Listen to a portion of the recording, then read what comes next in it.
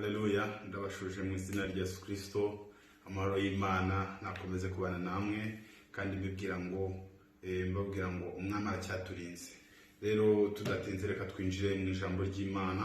Tubazi neza yuko ijambo ry'Imana ni ryiza, riraryoshye, kandi no mu gihugu duharanira n'igihugu cy'amata n'ubuki nacyo ni cyiza, kandi tuzabonerayo ibyo twabuze muri isi byose.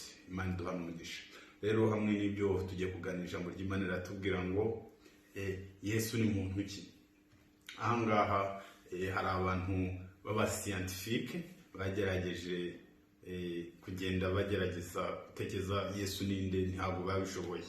Hariho n'abanyabwenge nabo ntabwo bashoboye kumenya ngo Yesu ni muntu ki, ndetse n'abandi bantu batandukanye bigize abaganga n'ibiki. Hari uburwayi bwinshi bagenda baburira imiti, ariko niyo bagerageje ndetse hari n'ibyinshi bakora bigakunda muri tekinoloji, ariko iyo bashatse kumenya ninde Yesu ntabwo bajya babishobora.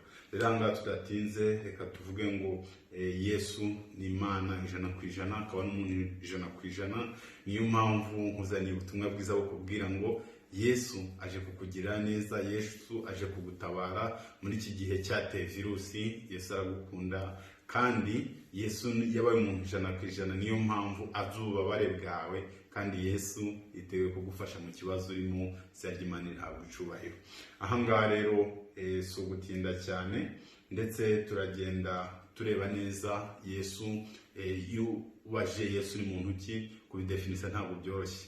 Yesu ushobora kumumenya urebye imisozi, ukareba ibaya, ukareba ibyaremwe byose, ukareba universe, biri ku isi byose by'Imana yaremye. Ushobora kubona imbaraga z'Imana, ukabona Yesu Kristo. Hariho n'ikindi dushobora kwifasha, ukareba conscience yawe, hagiye conscience kubwira ngo ikintu cyiza ni kibi. Aho ngaho rero nanone ni Imana ibishatse gukoresha abantu. Izina ry'Imana rihabwa icubahiro.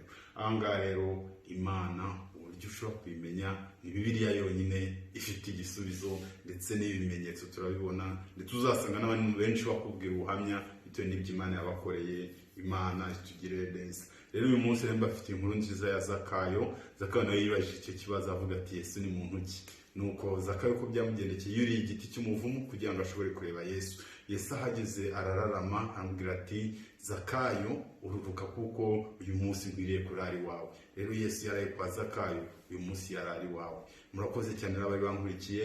Imana ikomeze kuduhana umugisha, kandi uzirikane neza yuko Yesu yiteguye kugira neza. Yesu yabaye umuntu kugira ngo amenye ibibazo ubamo. Rero nayo ibibazo urimo Yesu yiteguye kugufasha. Izina ry'Imana rihabwa icubahiro. Murakoze cyane. Imana itugirire neza. Amen.